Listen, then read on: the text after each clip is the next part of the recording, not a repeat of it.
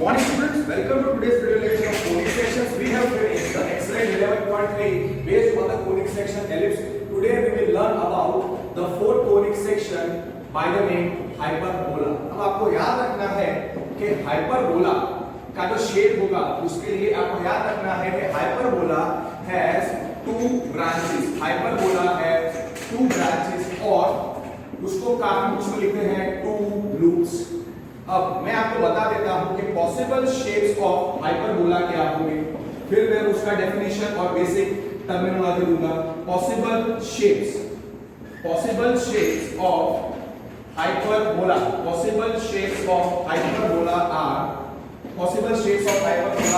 Okay. तो पहला होगा हाइपरबोला. इसमें अगर first branch, hyperbola has two branches. If the first branch is towards left, then the second branch of the hyperbola will be towards right. So we can say if the first loop is towards left, then the second loop is towards right.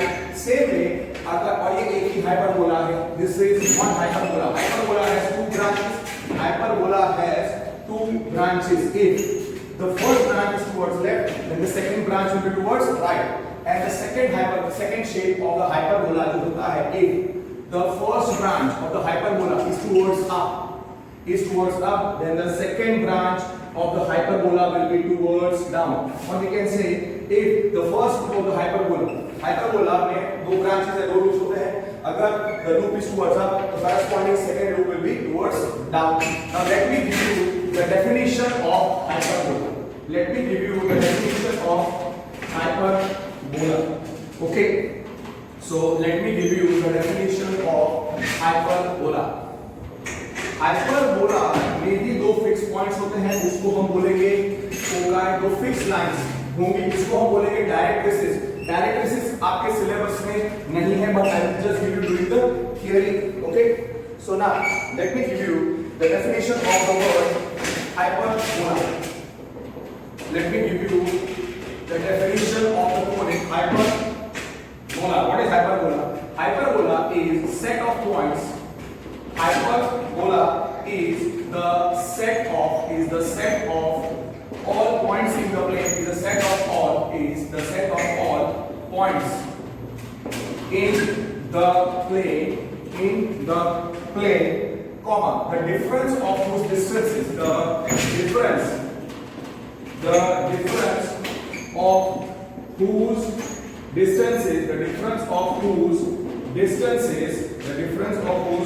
distances from two fixed points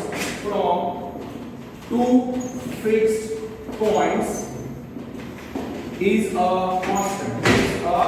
From two fixed points in the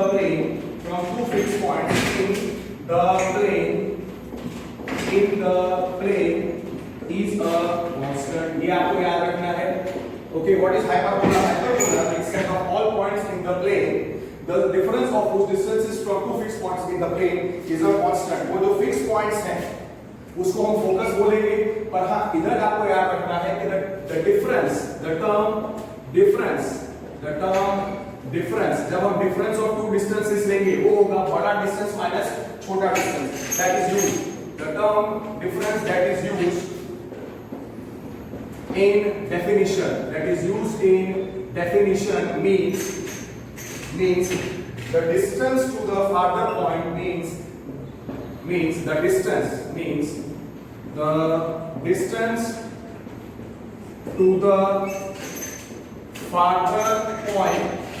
to the farther point minus the distance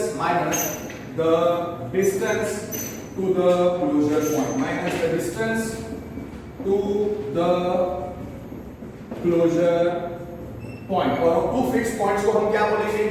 The two fixed points are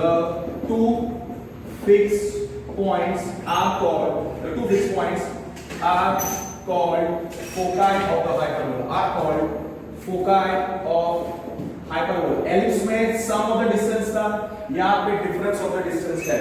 So what is hyperbola? It is the set of all points in the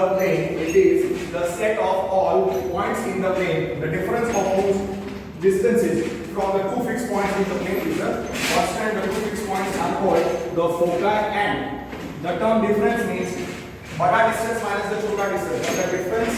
So what is hyperbola? Write it again. एक बार अच्छे तरीके से लिख लो. What is hyperbola? It is set of all points. It is set of all points in the plane. It is set of all points in the plane. Difference of whose distances are the difference of whose distances, the difference of whose distances from two fixed points, in the plane, from two fixed points in the plane, from two fixed points in the plane is a constant. Is a constant. फिर आपको याद रखना है कि the two fixed points are called the foci. The two fixed points are called foci. The two fixed points are called foci of hyperbola. ठीक है? So what is hyperbola? Set of all points in the plane. ये आपको क्यों मैं दूसरी बार लिख रहा हूँ, क्योंकि अगर ये डेफिनेशन आपको अच्छे तरीके से लर्न हो गई तो फिर आपको थियरी एकदम इजीली आ जाएगी. और थियरी में ज्यादा कुछ डिफरेंस नहीं है, माइनर दो तीन छोटे छोटे पॉइंट्स का डिफरेंस है. आप आराम से फिर कनेक्ट कर सकते हो एलिप्स के साथ and you will be able to remember it. हां, it is a set of all points and इधर the term difference means the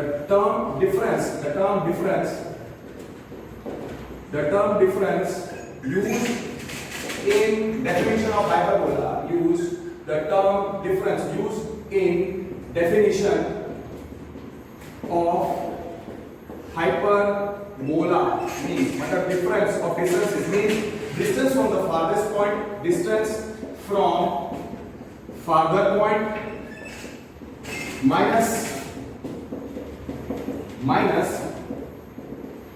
distance from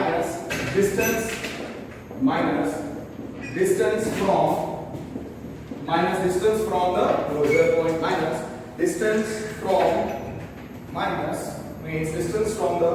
distance to the farther point. तो कैसे लिखो? distance to the farther point means distance to the farther point minus distance to the closure point.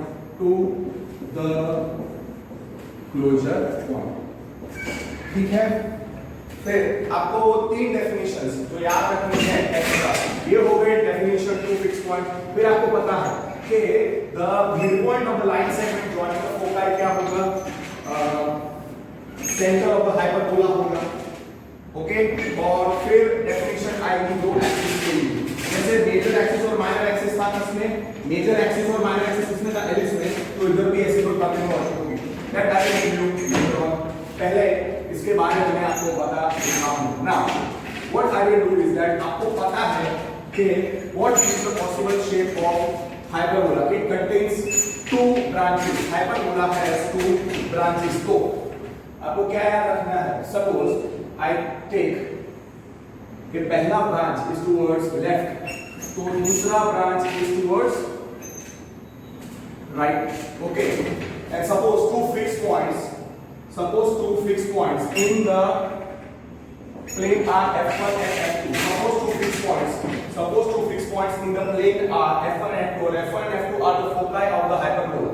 And suppose I consider A is a point on first branch and B is a point on the second branch. तो मैं क्या लिख रहा हूँ? Suppose f1, f2 are two foci of the hyperbola. Suppose f1 and f2 are two foci of the hyperbola and points कौन से हैं? Points A and B. A and B are on hyperbola. तो क्या होगा? What is definition of the hyperbola? It is a set of all the points in the plane, the difference of whose distances from the two fixed points on the focus is constant. So by definition आपको सबसे पहले क्या करना पड़ेगा? A का distance from the focus F2 और A का distance from the focus F1 निकालना पड़ेगा। सो ओके, मैं क्या करूंगा, पहले फाइंड A का डिस्टेंस AF1 निकालो, AF2 निकालो, फिर बड़ा क्या होगा AF2 माइनस AF1 निकालने का, बड़ा डिस्टेंस माइनस छोटा डिस्टेंस। फिर सिमिलरली दूसरा पॉइंट कौन सा है, हाइपरबोला पर B, तो B का डिस्टेंस फ्रॉम पहला फोकस, B का डिस्टेंस फ्रॉम द पहला फोकस F1 निकालो, B का डिस्टेंस फ्रॉम द पहला फोकस F1 निकालो, फिर B का डिस्टेंस फ्रॉम द दूसरा फोकस F2 निकालो। तो फाइंड BF1, BF2 और बड़ा डिस्टेंस माइनस छोटा डिस्टेंस मतलब BF1 माइनस BF2 करो। तो यहाँ पे क्या होगा, फोकस कौन से है, F1 और F2, और पॉइंट्स ऑफ हाइपरबोला क्या है, पॉइंट्स ऑन हाइपरबोला क्या है, A और B। तो फॉर पॉइंट्स, सो मैं सीधा लिख देता हूं, for points A and B on hyperbola, for points A and B on hyperbola having two foci F1 and F2, by definition क्या होगा, the distance of A from F2, AF2 minus AF1 will be equal to BF1 minus BF2। Simple, इतना आपको याद रखना है, कि अगर focus of the hyperbola F1 और F2 है, A और B points on the hyperbola है, तो ये होगा by definition AF2 minus AF1 will be equal to BF1 minus BF2। उसी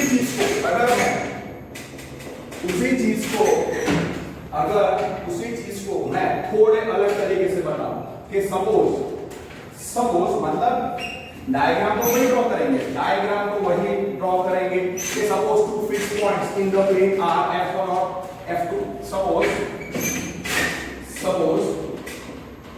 to fix points in the plane are F1 and F2 and A and B are and A and B are any two points in the same plane,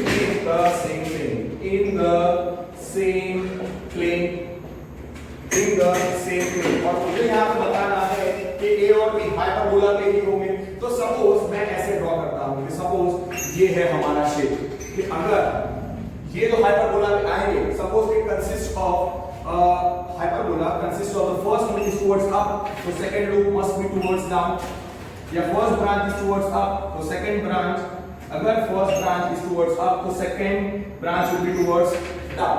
suppose वो fix points यहाँ पे मैं रख रहा हूँ F1 और F2 two fix points in the plane है, और A इधर है और B इधर है। तो सबसे पहले हम क्या करेंगे, two fix points in the plane कौन से हैं, two fix points in the plane F1 और F2 है, two fix points in the plane F1 और F2 है। फिर मैं जो पहला है A और B आ रहे हैं, 2 पॉइंट्स इन द प्लेन, फिर A का distance from the first focus F1 निकालेंगे, A का distance from the first focus F1 निकालेंगे, फिर A का distance from the first fix point F1 निकालेंगे, A का distance from the second fix point F2 निकालेंगे। So find any two points है, तो find A F1, फिर A का distance from the second fix point F2, A का distance from first fix point F1, AF1 निकालो, A का distance from the second fix point AF2 निकालो, फिर बड़ा डिस्टेंस कौन सा है, AF2 और AF1 में बड़ा है AF2, तो उसमें से बड़ा माइनस छोटा करो,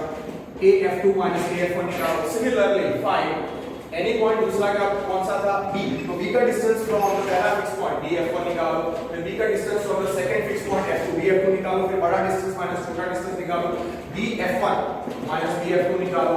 हियर लेट सपोज if मैं लिखता हूं कि if BF1 अब आप सुनो, if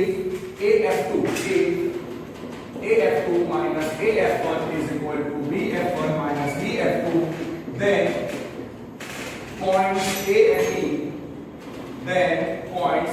A and B lie on hyperbola and two fixed points lie on hyperbola Sn and two fixed points कौन से f1 f2 f1 and f2 will become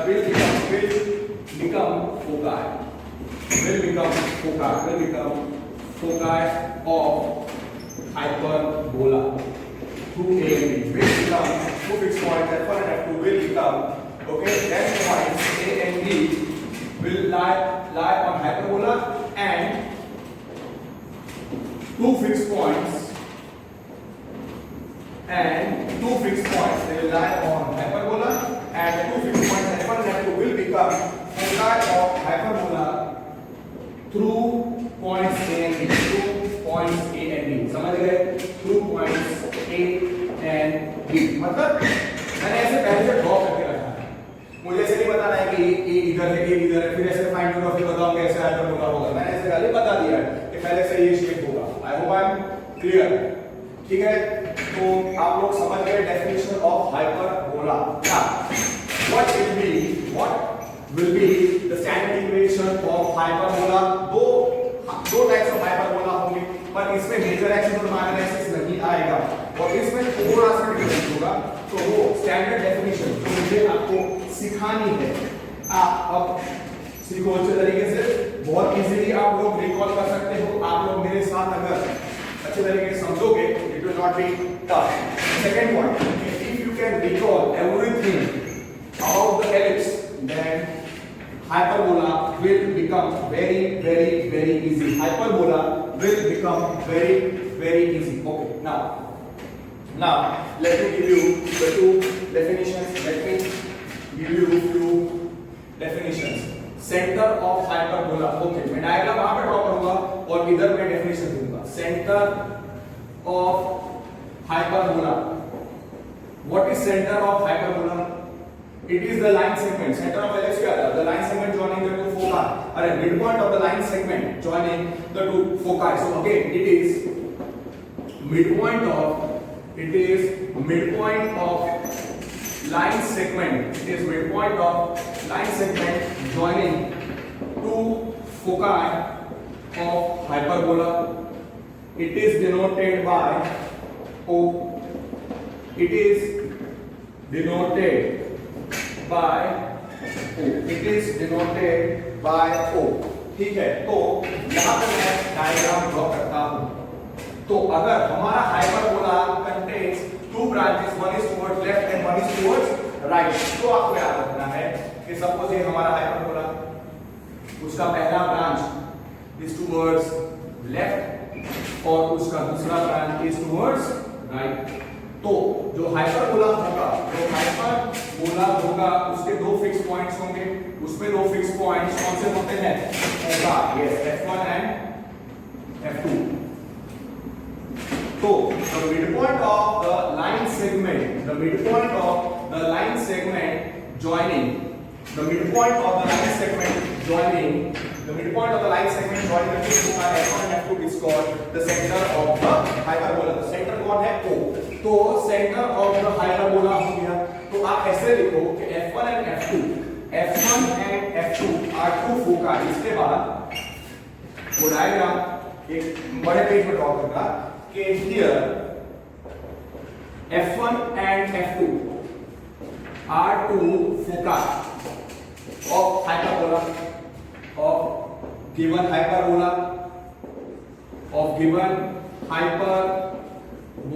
तो therefore midpoint of line segment f1 f2, तो center of hyperbola क्या होगा? therefore center of hyperbola क्या होता है? center of hyperbola is equal to midpoint of f1 f2 line segment of left। O is equal to midpoint of f1 f2। तो आपको याद रखना है therefore O is equal to, O क्या हो जाएगा? Centre of hyperbola. फिर इसमें भी आपको याद रखना है कि the distance between the two fixed points f1 f2 मतलब फोकाई, आपको याद रखना है 2c। इसमें भी 3 लेटर्स आएंगे C, A और D। तो आपको याद रखना है द नेक्स्ट पॉइंट के distance between two foci, distance between two foci of hyperbola is 2c। तो f1 f2 क्या होगा 2c। तो आपको याद रखना है कि distance between two foci, distance between two foci of hyperbola is 2c। तो ये डायग्राम में हमारा फोकाई कौन से हैं f1 और f2। तो उन दोनों के बीच का डिस्टेंस क्या होगा, therefore f1 f2 is equal to 2c, therefore f1 f2 is equal to 2c। Focus f1 और फोकस f2 के बीच का डिस्टेंस कितना होगा 2c। OF1 क्या होता है, here OF1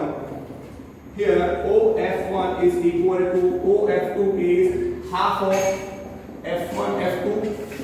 तो directly OF1 is equal to OF2 is equal to half of 2c will be c। तो आपको क्या याद रखना है सीधा कि OF1 is equal to OF2 is equal to c। So O is the center। okay मैं सीधा लिख देता हूं कि फोकस कौन से हैं f1 एंड f2। तो ठीक है ना, here O is center of hyperbola, O is center of hyperbola। so therefore आपको याद रखना है O is midpoint of f1 f2। तो कॉमन सेंस है, सीधा आप लिखो OF1 will be equal to OF2 which is half of F1 F2। तो कितना आएगा half of 2c, half of 2c मतलब कितना आएगा, half of 2c मतलब c आएगा। That is understood. तो बस वो आपको याद रखना है OF1 is equal to OF2 which is half of 2c। so therefore OF1 will be OF2 which is equal to c। so simple, OF1 is c, OF2 is c। उसका मतलब focus F1 F2, focus F1 F2 and center O। so for foci F1 F2 and center O आपको क्या रखना है, distance between two foci F1 F2 is 2c और दूसरा OF1 is c, OF2 is c। हो गया, ठीक है, उसको बताने की जरूरत नहीं है, diagram that part is clear. इतना आपको याद रखना है। फिर दूसरा डेफिनेशन जो मेजर एक्सिस का रोल था, मेजर एक्सिस क्या होता है, द लाइन एलिप्स में what is the major axis, the line passing through the two foci and the centre of the ellipse. तो उस लॉजिक से यहां पे मेजर एक्सिस की जगह पे वर्ड आ जाएगा transverse axis. So what is transverse axis, transverse axis. So what is transverse axis, it is the line, it is line passing through, it is line passing, it is the line passing through two foci, it is line passing through two foci and center of hyperbola। okay, और you make it a point कि यहाँ पे हमारे diagram में foci कौन से हैं, F1 F2। so it is a line passing through the two foci F1 F2 and center O of hyperbola। no issues, आगे से भी याद रखो। so the line passing through the two foci and the center, उस line को क्या बोलते हैं, transverse axis। so this is our transverse axis, this is our transverse axis, transverse axis। what is the transverse axis, it is the line passing, it is the line passing to the two foci F1 and F2 and the center O। ठीक है, अब the transverse axis आपको याद रखना है, the transverse axis means the two branches, means two branches, ये आपको फिर याद रखना है, means the transverse axis means two branches of hyperbola, or means each branch, I will prefer to write means each branch of hyperbola in one point। okay ठीक है, okay, पहले लिख दिया मैंने ट्रांसवर्स एक्सिस।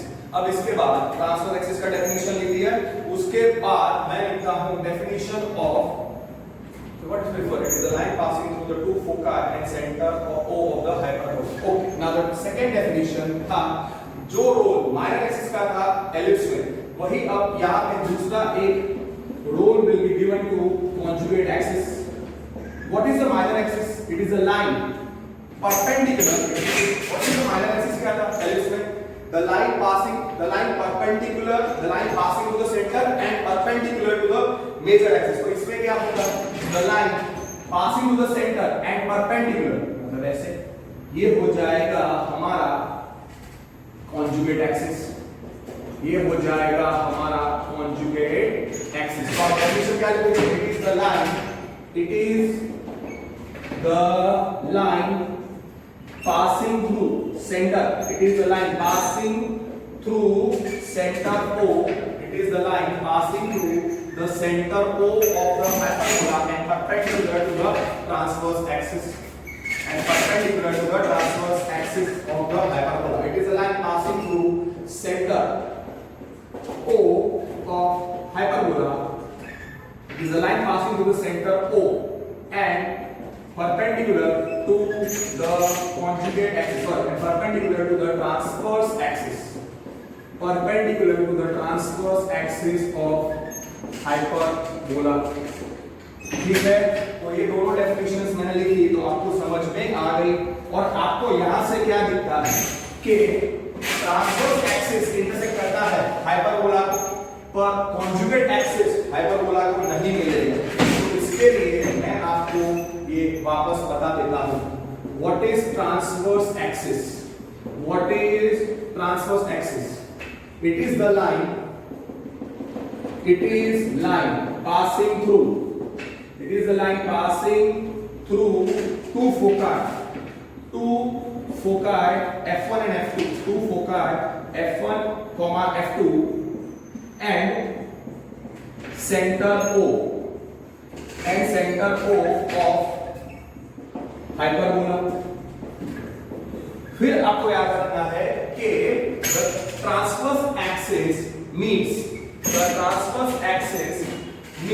आपको याद रखना है कि the transverse axis meets hyperbola in 2 points. Hyperbola in 2 points.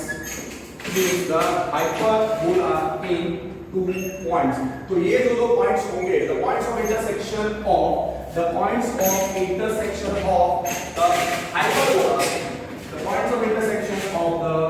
hyperbola and the transverse axis, the points of intersection of the hyperbola and the transverse axis.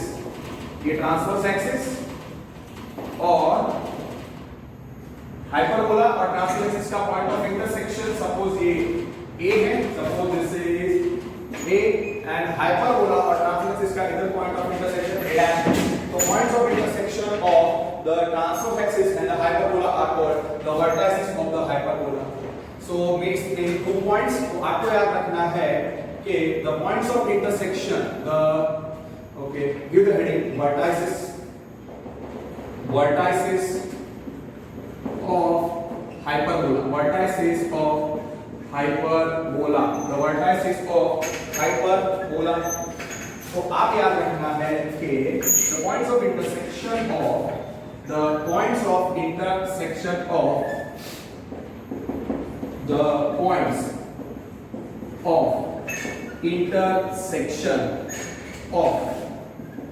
hyperbola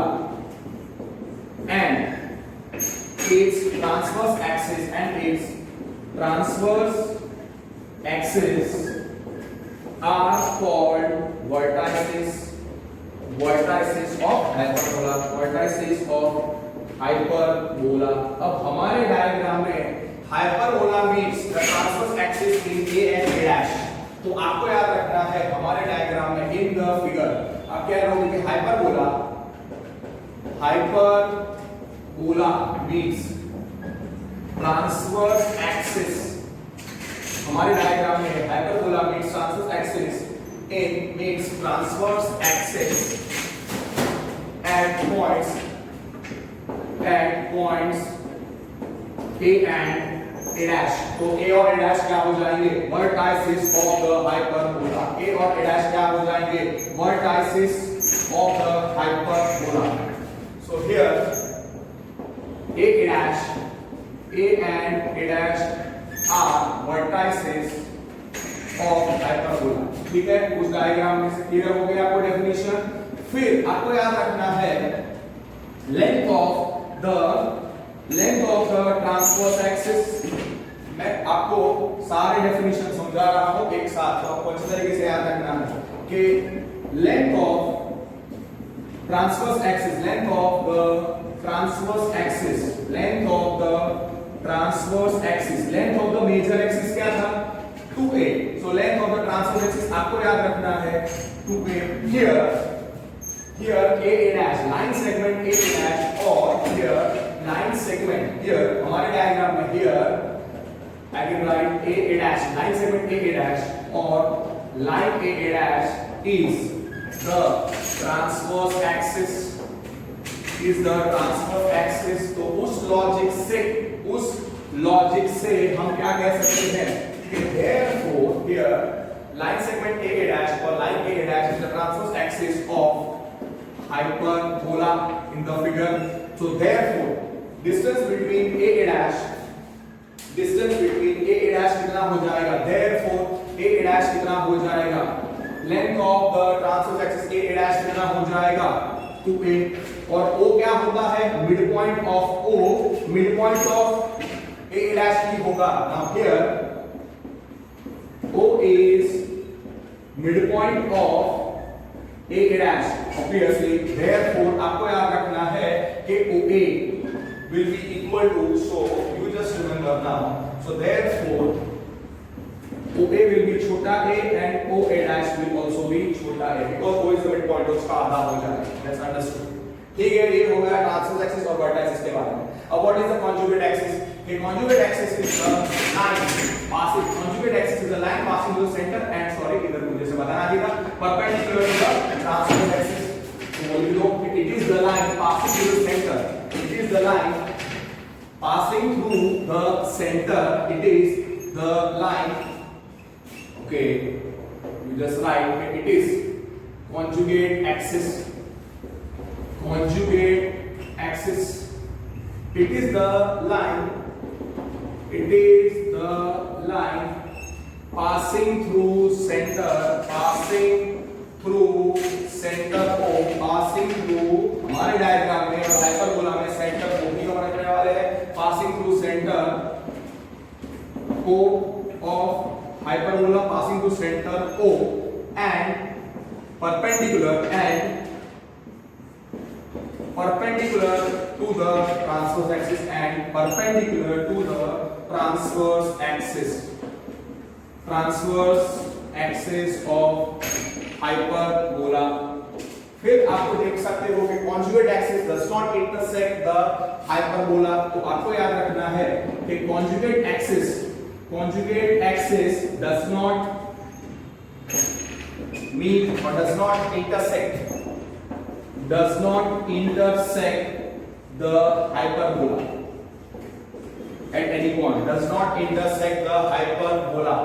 ठीक है, पर हम लोग क्या रखेंगे कि सपोज एंगल्स ऑफ द, अब यहाँ पे पर length of the conjugate axis दिया होगा, length of the conjugate axis दिया होगा, सो हम लोग कैसे उसको रिप्रेजेंट करेंगे वो मैं आपको बता देता हूं। अब आपको याद रखना है कि लेंथ ऑफ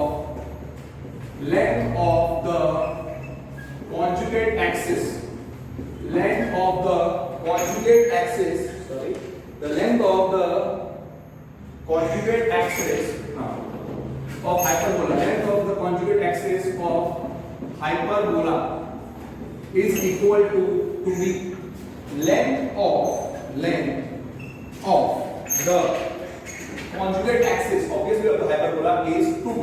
तो वो हाइपरबोला को लेंथ रिप्रेजेंट करने के लिए यहाँ पे मैं ऐसे ओपन सर्कल बताता हूँ, और यहाँ पे वैसे मैं एक ओपन सर्कल बताता हूँ। ओपन सर्कल मतलब वो पॉइंट हाइपरबोला पे नहीं है, वो किस पे है, खाली कॉन्जुगेट एक्सिस। अगर मैं लिखता हूँ कि here B B dash are points on B dash are points on the conjugate axis and B dash are not on B dash are not on hyperbola it's obvious। तो इधर conjugate axis कौन सी हो जाएगी, B dash line B dash या line segment B dash। आपको याद रखना है कि so here B dash line segment B dash which is equal to or line B dash B चलता है is conjugate axis of hyperbola। Length कितना है conjugate axis का 2b। so B और B dash के बीच में डिस्टेंस कितना होगा, so B और B dash के बीच में डिस्टेंस होगा 2b और सेंटर क्या था O, तो OB। so center now here O is midpoint of, ये आपको याद रखना है, centre O is midpoint of line segment B dash, तो O2B will be छोटा b और O2B dash will also be equal to distance छोटा b। तो इतना आपको याद रखना है कि distance between OA is छोटा a, distance between OA dash वो भी कितना है, that is also the distance between this distance is also how much, छोटा a। अब F1 F2 के बीच में distance all those points suppose we try to write it in this diagram, don't you think this will be very you can say समझने के लिए आपको बहुत याद रखना पड़ेगा। so it's better कि आप ऐसे ही याद रखो, तो इसी चीज को अगर आप distance between the two foci क्या है, distance between the two foci, वापस एक बार ये डायग्राम है हमारा, that is very clear that. So here हमारे पास 3 पॉइंट्स थे, distance between the two foci F1 F2 कितना था 2c, फिर OF1 is C, OF2 is C। दूसरा A dash क्या थे, vertices of the A dash क्या थे, vertices of the hyperbola। तो A dash length of the transverse axis कितना थे 2a और OA is छोटा a, OA dash is also छोटा a। और आपको याद रखना है कि B dash what is the length of the conjugate axis 2b, OB कितना था B, OB dash वो भी छोटा b का। Here F1 F2 क्या है, F1 F2 are foci and O is center, is focal field and O is center of hyperbola। फिर here A dash क्या है, A and A dash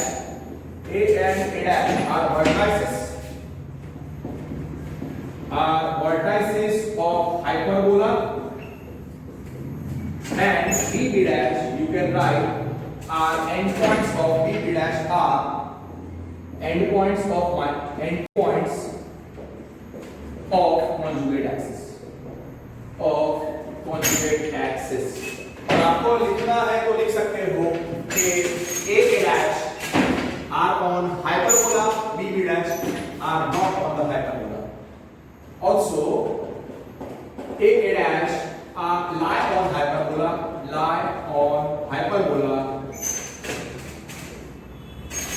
and points, and B dash do not lie on hyperbola। Simple, आपको इतना याद रखना है। And what is the relation between the two vectors C, A and B? Here आपको याद रखना है एलिप्स में क्या था, c square is equal to a square minus b square। इधर होगा c square is equal to a square plus b square। आपको इतना याद रखना है। The distance between C, A and B, here c square is equal to relation between A B C, आपको क्या करना है, relation between A B C क्या होगा, what is the relation between A B C, C square is equal to A square plus B square, relation between छोटा a छोटा b, relation between what is length of relation between C A B, relation between C A B, आपको याद रखना है कि C square is equal to A square plus B square, therefore C is square root of A square plus B square, और हाँ इधर ऐसा कुछ नहीं होता A greater than B, और हाँ आपको याद रखना है कि A is positive, B is positive and even C is positive because we are dealing with distances। और अगर आपको याद रखना है तो OA कितना था, OA डैश कितना था, OA डैश कितना था, A ठीक है कितना था बता दो डायग्राम में, फिर आप ये भी बता दो कि A डैश के बीच का डिस्टेंस कितना था, 2A, that is very clear. F1 और F2 के बीच का डिस्टेंस कितना था, F1 और F2 के बीच का डिस्टेंस कितना था, 2C, OB कितना है, छोटा b, OB डैश कितना है, दैट इज आल्सो छोटा b, और B और B डैश के बीच का डिस्टेंस, B और B डैश के बीच का distance is 2b। Suppose you want to represent this is our conjugate axis, तो B और B डैश इधर सो सॉरी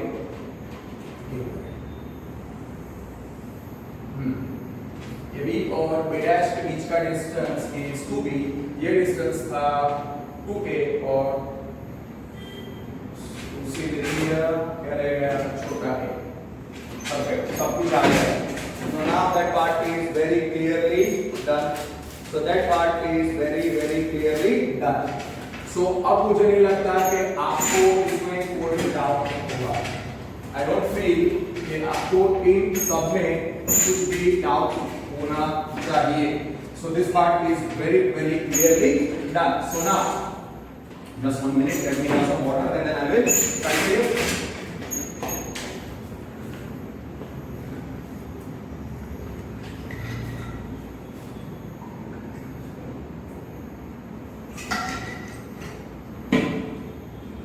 तो इसमें आपको मेजॉरिटी कोई भी डाउट नहीं होगा।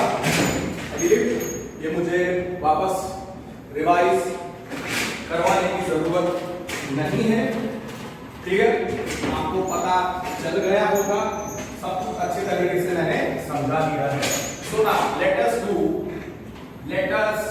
Do the first type of hyperbola. Let us do the first type of hyperbola, standard equation ही, ठीक है, तो अच्छे तरीके से हमको याद रखना पड़ेगा। First type of hyperbola, okay, what we can prefer is that, okay, suppose किसी चीज को आपको समझना है, once first branch of the hyperbola, then the second branch of the hyperbola. So hyperbola has two fixed points. Hyperbola has two fixed points. Both they f1 और f2 foci. Two fixed points are f1 and f2. So अभी जो हमने किया वो मैं लिख देता हूँ कि f1, f2 are two foci of hyperbola. ठीक है, राइट। फिर सेंटर ऑफ द हाइपरबोला क्या था, midpoint of the line segment joining midpoint of the line segment joining the two foci f1 and f2. So center here, O is center of hyperbola, तो उस logic से वो midpoint हो जाएगा।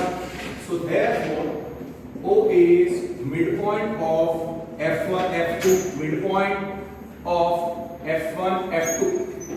फिर what is therefore सीधा मैं लिखता हूं OF1 is equal to OF2 is half of F1 F2। फिर आपको पता है कि distance between the two foci क्या होता है 2c।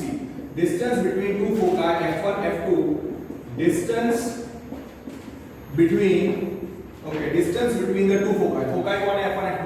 so distance between the two foci F1 F2 is 2c। therefore OF1 will be c, OF2 will be c। हो गया, ठीक है, ये फोकाई के बारे में हो गया। फिर the line passing through the two foci and the center, the line passing through the two foci and the center of the hyperbola is called the transverse axis। so if I extend this, then the line F1 F2, the line F1 F2 is the transverse axis, and the transverse axis, transverse axis, so the line passing through, which is वापस लिखने की जरूरत नहीं है, पर ये definition अच्छे तरीके से आप समझ जाओ। इसमें मैं लिख रहा हूँ the line passing through F1 F2, line passing through the foci F1 F2 and center form is called the transverse axis। so this is our transverse axis, this is our transverse axis, and the transverse axis means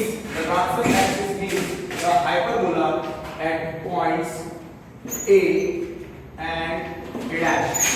तो सीधा the transverse axis meets hyperbola at points, यहाँ पे हमारे diagram में A and A dash। so vertices of hyperbola हो जाएंगे। so vertices of hyperbola क्या हो जाएंगे, vertices of hyperbola, so A dash are vertices of hyperbola, फिर आपको पता है कि here A dash line segment A dash और line A dash is transverse axis,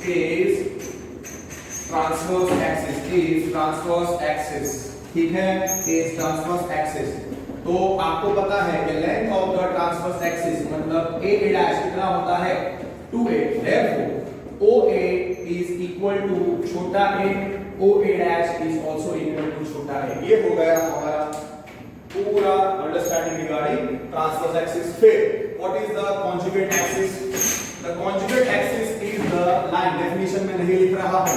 the conjugate axis is the line passing through, the conjugate axis is the line passing through the centre and perpendicular. So the line passing through the center O and perpendicular to the transverse axis is called conjugate axis। तो ये हो गया हमारा conjugate axis। so the conjugate axis is passing through the center O and perpendicular to the transverse axis। अब यहाँ पे आपको याद रखना है कि the hyperbola does not intersect, that the conjugate axis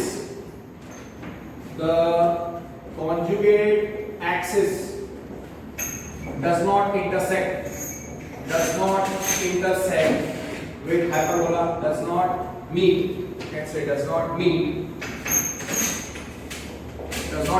hyperbola at any points, does not meet hyperbola at any points, मतलब no intersection of the hyperbola and its conjugate axis। Simple.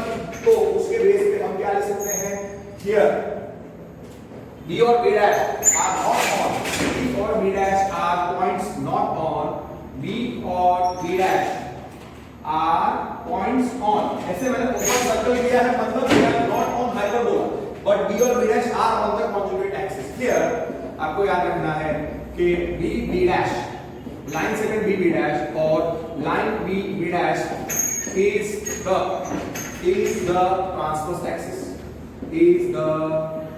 transverse axis, फिर आपको याद रखना है कि length of the transverse axis क्या था 2b। so therefore length of the transverse axis is to b, so b b dash is to b, therefore o to b वो भी छोटा b, o to b dash वो भी छोटा b। Simple, इतना आपको लर्न हो गया। उसके बाद आपको क्या करना है कि b b dash are not on the hyperbola, b b dash are not on the hyperbola, okay, b b dash are not on the hyperbola, okay। b और b dash के बारे में क्या लिखेंगे, b b dash here, b b dash are endpoints of conjugate axis line segment b b dash, और आपको याद रखना है and b b dash and points b b dash are not on hyperbola। फिर रिलेशन बिटवीन ए बी और C क्या था, relation between A B C क्या था वो लिखो। उसके पहले can you write here line segment A A dash मतलब transverse axis A A dash is perpendicular to B B dash, therefore you can also write A A dash line segment A A dash is perpendicular to line B B dash. और इसी चीज को आप और अच्छे तरीके से लिख के परपेंडिकुलर लिख दिया। दूसरा क्या कि पॉइंट ऑफ इंटरसेक्शन क्या होता है कि उनका point of intersection centre O होगा, उनका पॉइंट ऑफ इंटरसेक्शन क्या है ओ। तो आप यहां पे ऐसे लिख सकते हो कि अगर आप ऐसे सोचोगे कि line segment A A dash intersection B B dash क्या है centre O, you can also think कि line A A dash transverse axis A A dash intersects the conjugate axis b b dash at center O। Simple। And what is the relation between a b c? Here आपको याद रखना है c square is equal to a square plus b square, so therefore c is square root of a square plus b square। और हाँ, a positive, b positive, and even c is positive। There is nothing like a greater than b or a less than b, okay। ये हो गया, सब कुछ आ गया, everything is written। तो ये डायग्राम है और a डैश कितना डिस्टेंस था, छोटा a, सॉरी OA छोटा a, OA is small a, OA dash is also small a। Distance between the two vertices a dash is the length of the transverse axis 2a। The distance between the two foci, the distance between the two foci f1 f2 is 2c। फिर O2b ये distance कितना था, small b।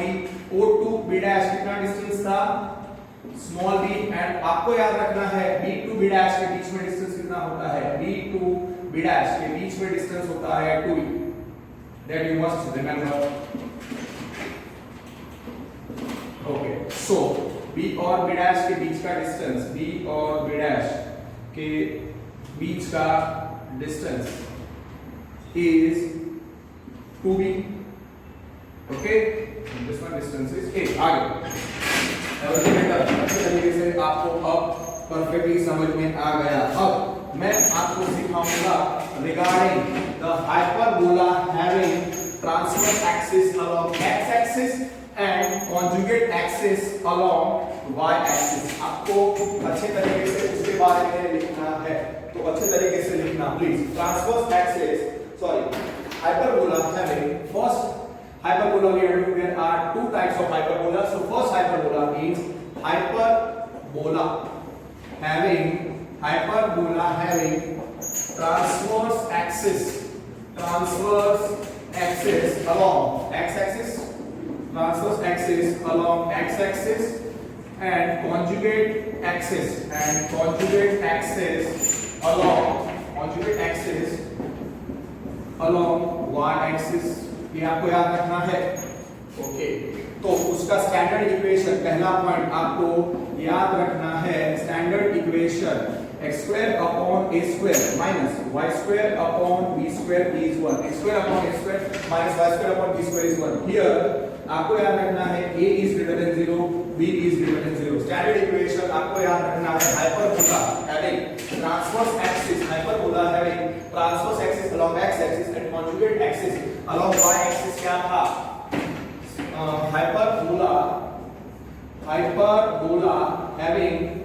hyperbola having transverse axis along x-axis का heading and conjugate axis along y-axis का, conjugate axis along y-axis का, तो उसका standard equation x square upon a square minus y square upon b square is what? now a is greater than 0 and b is greater than 0. फिर आपको याद रखना है कि here the denominator of x square जो coefficient आपको याद रखना है कि x square का जो कोएफिशिएंट होगा वो हमने देखा प्लस है और कोएफिशिएंट ऑफ y square क्या है माइनस.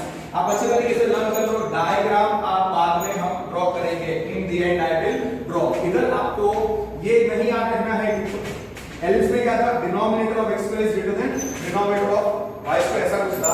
इधर आपको रखना है याद कि हियर in याद रखना है x square upon a square minus y square upon b square is equal to 1. जहां पे a is positive, b is positive, coefficient of x square is positive and coefficient of y square is negative.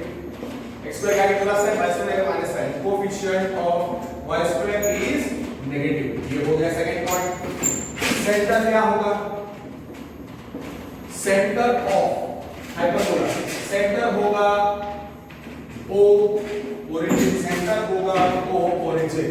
Centre होगा O origin. और जैसे हमने draw किया था वैसे ही अब मैं क्या करूंगा, यहां पे ड्रॉ करके जाऊंगा लेफ्ट में और राइट में आपको सारे पॉइंट्स लिख के दूंगा. तो आपको याद रखना है कि the hyperbola is having the x axis. Okay, तो इधर मैं डायग्राम ड्रॉ कर रहा हूं. Hyperbola is having x axis as the transverse axis and y axis as the conjugate axis. तो इसमें आपको याद रखना है x एक्सिस मतलब x डैश, ये हो गया x dash is the transverse axis, y axis y dash is the transverse axis. Sorry, x axis dash is the transverse axis and y dash y axis is the conjugate axis. So fourth point, transverse axis क्या है? Transverse axis is okay. Transverse axis is इसके पहले ये हो गया transverse axis x axis, conjugate axis y axis. और इसमें आपको याद रखना है कि hyperbola contains two branches. One branch will be towards left and the other branch will be towards right. तो आपको कैसे याद रखना है? ऐसे ये हो गया. और हाँ, ये x axis और y axis कहाँ पे मिलते हैं? x axis और y axis मिलेंगे सेंटर O पे. इसका सेंटर क्या है? ओरिजिन हो गया. अब it contains this hyperbola will contain two branches. हमने क्या सीखा कि hyperbola intersects the transverse axis. So transverse axis का पहला ब्रांच आप ऐसे याद रखो, one towards right, तो second towards left होगा, ठीक है. तो ये हाइपरबोला हो गया. So hyperbola contains two branches.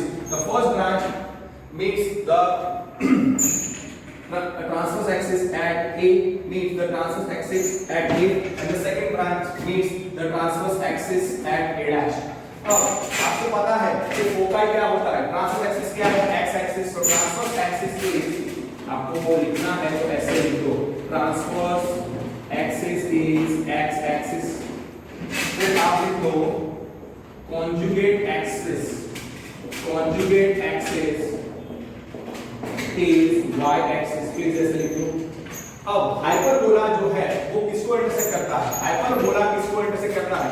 Transverse axis कौन सा है? x axis. और कॉन्जुगेट एक्सिस कौन सा है? y axis. तो फोकस किस पे होता है? फोकस फोकस किस पे होते हैं? फोकस होते हैं ट्रांसवर्स एक्सिस पे. सो फोकाई आपको याद रखना है, टू फोकाई विल बी, जो फोकस होंगे, फोकाई के एंड पॉइंट्स, ये जो एंड पॉइंट्स होंगे वो फोकाई किस पे होते हैं? x एक्सिस पे. तो फोकाई होगा f1 और f2. तो यहाँ पे पहला फोकस होगा, यहाँ पे एक फोकस होगा f2, यहाँ पे एक फोकस होगा C0 और यहाँ पे दूसरा फोकस होगा -C0। यहाँ पे पहला फोकस मैंने आपको लैक्टस रेक्टम के बारे में बताया नहीं है। सॉरी,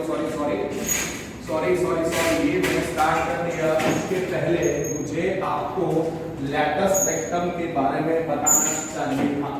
रियली सॉरी, ये मैं जो लिख रहा था, I should not have latus rectum रह गया। सॉरी, लैक्टस रेक्टम रह गया। लैक्टस रेक्टम हमारा रह गया। लैक्टस रेक्टम का डेफिनेशन रह गया था। Okay, latus rectum of hyperbola. Latus rectum of hyperbola रह गया था। Sorry, what is the latus rectum? What is, sorry for the 5 minutes आपके जो मैंने वेस्ट किए, really sorry. Latus rectum of the hyperbola. What is latus rectum of the hyperbola? Latus rectum of ellipse क्या था? Latus rectum of ellipse था it is the focal chord perpendicular to the major axis। तो ये क्या होगा? What is latus rectum? It is focal chord, it is line segment, it is, इन्होंने क्या definition दिया है लैक्टस रेक्टम? हाँ, it is the line segment, it is the line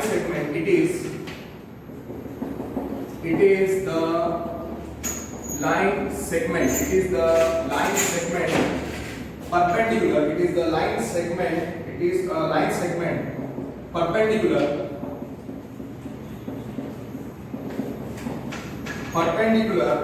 to the transverse axis, to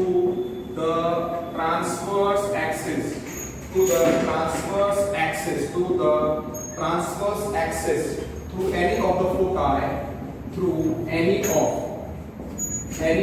two foci, and whose endpoints lie on the hyperbola। पर हम कैसे याद रखेंगे? Our simplest definition will be, what is lactus rectum? हमारा definition आपको याद रखना है lactus rectum। Actually lactus rectum और eccentricity के बारे में मुझे आपको बताना चाहिए। Sorry, lactus rectum of hyperbola is focal chord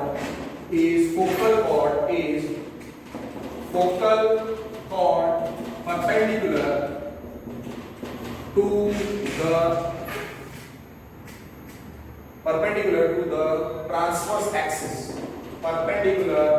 to the transverse axis of hyperbola। और आपको याद रखना है कि length of lactus rectum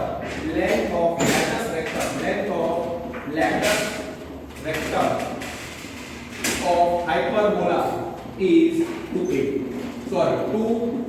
square by a। What is length of the lactus rectum? आपको सीधा याद रखना है 2b square by a। Length of the lactus rectum is 2b square by a। तो length of the lactus rectum क्या होगा? Length of the lactus rectum होगा 2b square by a। Result आपको याद रखना है। अब अभी जो मैंने आपको सिखाया उसमें क्या था? Suppose this is our hyperbola।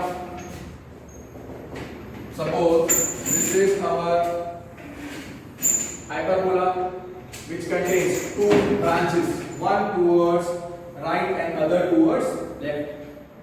Okay, इसके फोकाई क्या थे? F1, F2। इसके फोकाई क्या थे? F1, F2।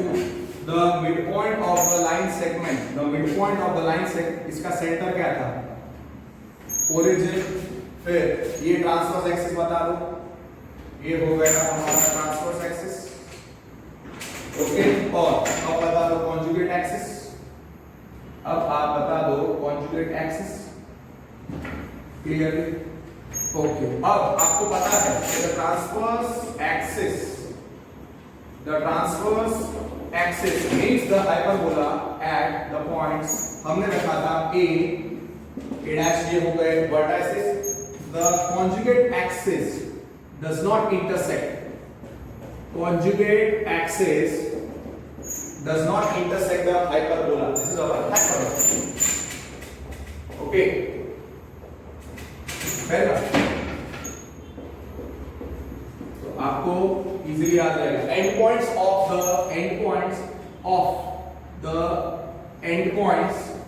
the conjugate axis हमने क्या रखे थे, b dash. ओपन सर्कल किसके लिए है कि they are not on the hyperbola, उस लॉजिक से. अब what is the latus rectum? Latus rectum of hyperbola is the focal chord perpendicular to the transverse axis of the hyperbola. This is the transverse axis. तो focal chord वो focus है, तो F2 से एक line segment, एक focal chord which is perpendicular, F2 focus से एक perpendicular line segment to the transverse axis. F2 is suppose L1 L4. This is the lattice rectum. So L1 L4 is the first lattice rectum through the focus F2, and through the focus F1, through the focus F1, through the focus F1, through the focus F1, the line segment, the focal chord through F1 perpendicular to the transverse axis will be the lattice rectum L2 L3. ये हमारा hyperbola था. This is hyperbola. So और ये हमारा transverse axis है. This is our transverse axis. So what I will say through the foci, through the two foci F1 F2, through two foci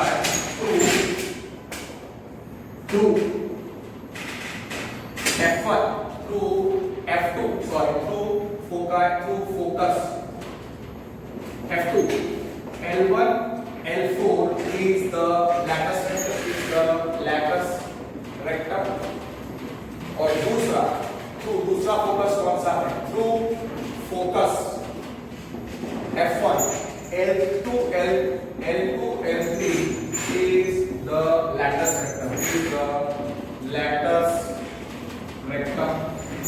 और lattice rectum क्या होता है? Lattice rectum is focal chord perpendicular. So lattice rectum is the focal chord perpendicular to the transverse axis.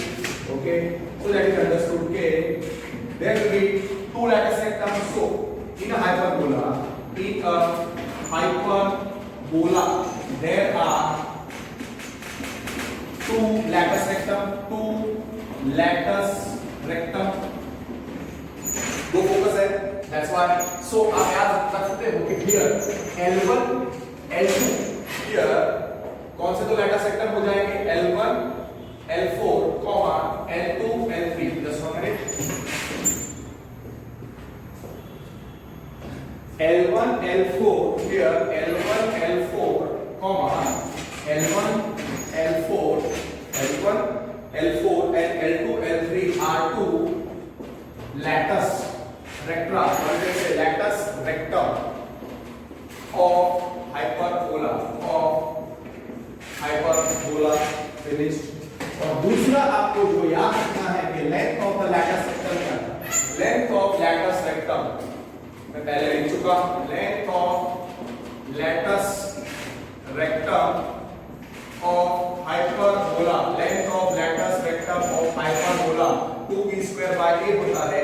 So here ऐसा लिखो L1 L4 line segment L2 L3 are two plural लिखो इस बार word lattice recta और hyperbola. तो उनका length क्या होगा? 2b²/8. So L1 L4 will be equal to 2b²/8. L2 L3 will be equal to 2b²/8. L1 here L1 L4 is 2b²/8 और दूसरा L2 L3 is 2b²/8. इसके बाद एक डेफिनेशन था. What is the definition of eccentricity? Eccentricity या eccentricity of the hyperbola is denoted by E. Hyperbola का eccentricity is denoted by E. तो next definition रखो. Eccentricity or eccentricity of the hyperbola. What is the definition? Okay. It is the ratio of the distances, okay, same definition है, it is the ratio of, आपको सीधा याद रखना है कि it is the ratio of, have they given the definition of eccentricity? No, they have not given. They have not given, but I will give the definition. It is eccentricity. Eccentricity or eccentricity is the ratio of the distances, is the ratio of the distances, is the ratio of the distances from the center of hyperbola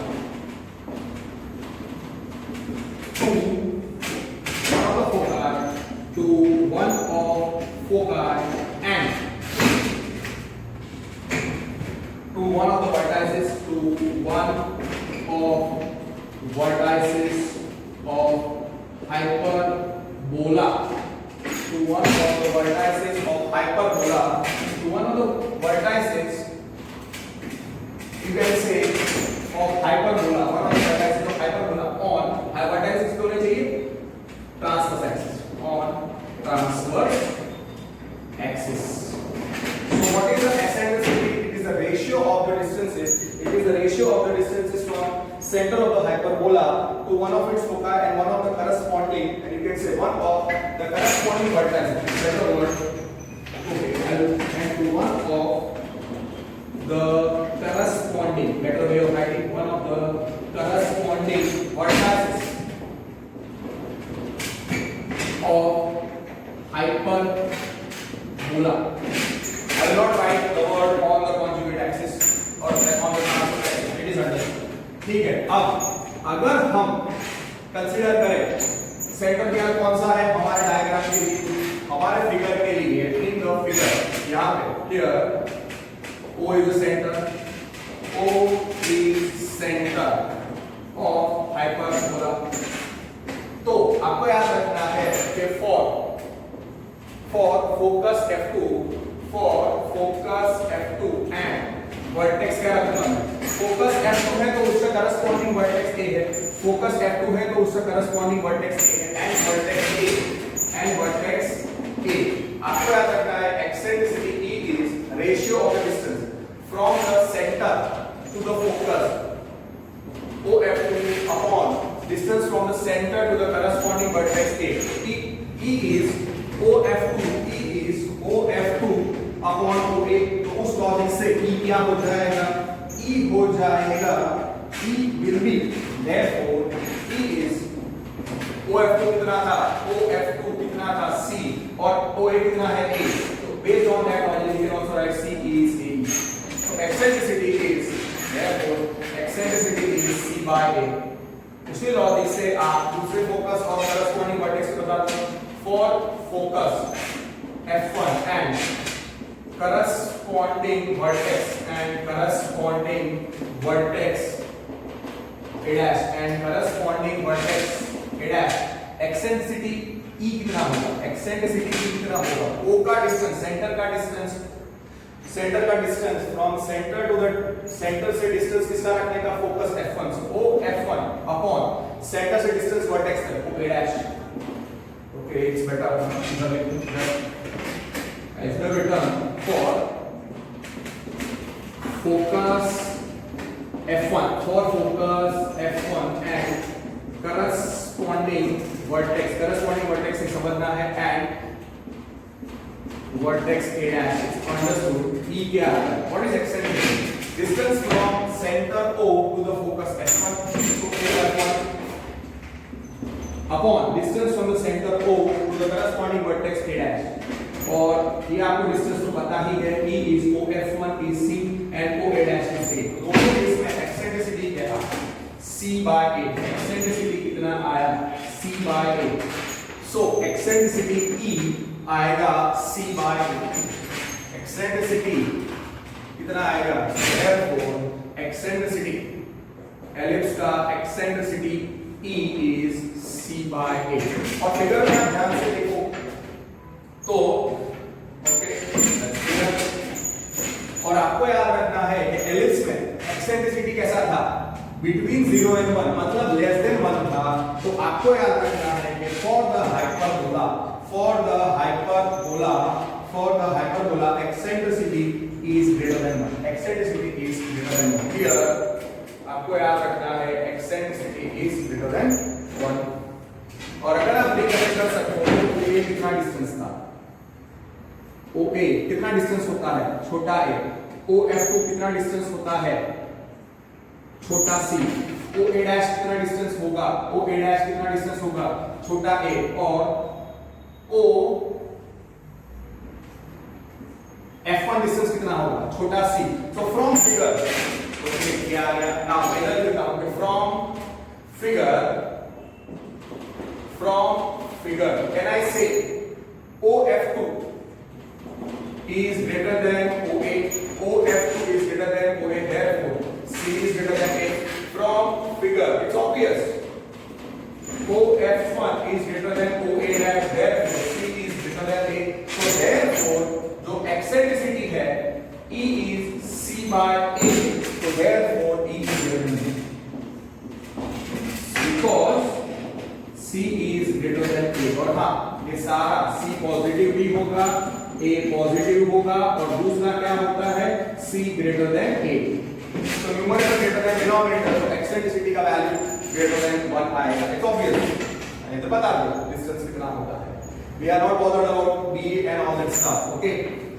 बता देना है तो इतना खाली नहीं बता, इतना B है और ये distance B, okay, this much distance is B। तो आप समझ जाओगे 2B and all that stuff, okay, finished। Okay, so this is the definition regarding the latus rectum and the eccentricity। I can teach you one more point, or should I end? Okay, so very clearly we have finished, very clearly we have finished the discussion of the eccentricity as well as the length of the latus rectum, everything we have done। तो अगर आपको याद रखना है तो last में आप क्या याद रख सकते हो, ओके, eccentricity क्या था, okay, latus, what is the length of the latus rectum, here what is latus rectum, एक बार वापस कर लेते हैं। latus rectum is focal chord perpendicular to transverse axis of hyperbola। एक बार लिख लो, और हाइपरबोला में दो लैटस रेक्टम होंगे। In a hyperbola has two latus rectum या लैटस रेक्टा। फिर आपको याद रखना है लेंथ ऑफ लैटस रेक्टम क्या है, length of here, length of latus rectum. अरे उसके पहले हम क्या याद रखेंगे, ओके, दोनों चीजें एक बार रिपीट कर देते हैं। Length of latus rectum of hyperbola क्या था, length of latus rectum of hyperbola क्या था, 2b² और दूसरा here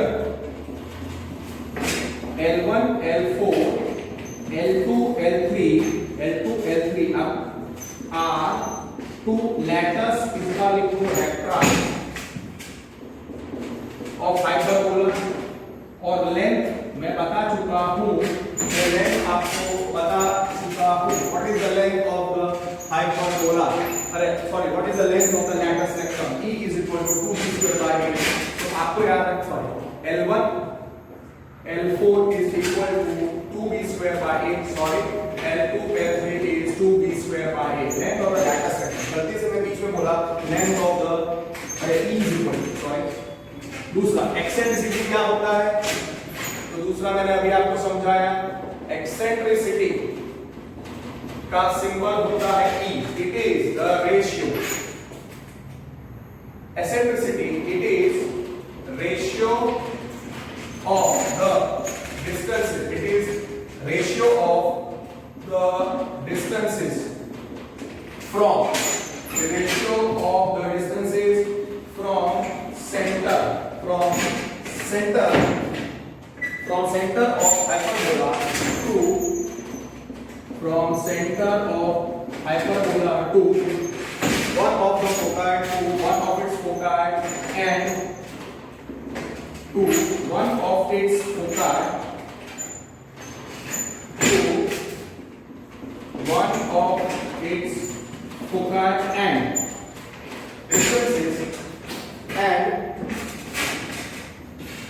to one of the corresponding vertices to one of the corresponding vertices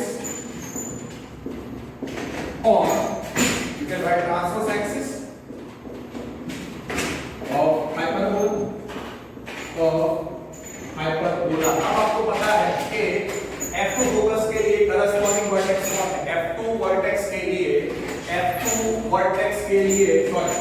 F2 focus के लिए corresponding vertex A है और F1 फोकस के लिए corresponding vertex A dash है। तो आपने क्या लिखना है कि in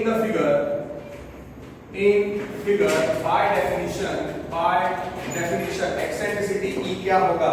OF2 upon OA. Similarly we can also write OF1 upon OA dash। तो उस लॉजिक से E क्या मिलेगा? इधर मुझे C upon A और इधर भी E क्या मिलेगा मुझे? C और C होता है greater than A। So E क्या हो गया? C by A और C greater than A है। That's why E is greater than 1। ठीक है? So therefore E is equal to C by A, therefore eccentricity is greater than 1। दूसरा आपको पता है C square क्या है? C square is here, C square is now C square क्या था? A square plus B square, therefore C क्या था? Square root of A square plus B square। So based on that logic आप आज में लिख दो C is greater than A। तो eccentricity E जो था C by A तो स्क्वायर करने पर so therefore E इतना है square root of A square plus B square upon A और दूसरा स्क्वायर कर दोगे तो eccentricity का फॉर्मूला हो जाएगा A square plus B square upon A square। और आप ऐसा याद रखो कि सारे डिस्टेंसेस पॉजिटिव हैं। A is positive, B is positive, C is positive, that's why the positive root A is positive, B is positive, C is positive। और इधर आप लिखो C is greater than A और आप लिख सकते हो eccentricity is greater than 1, E is greater than 1। Finished? So that finishes the theory of the hyperbola basics। Now two types of hyperbola remaining that I will teach in the next upcoming video lecture। Work hard, take care, don't waste time, study। That's it for today, thank you।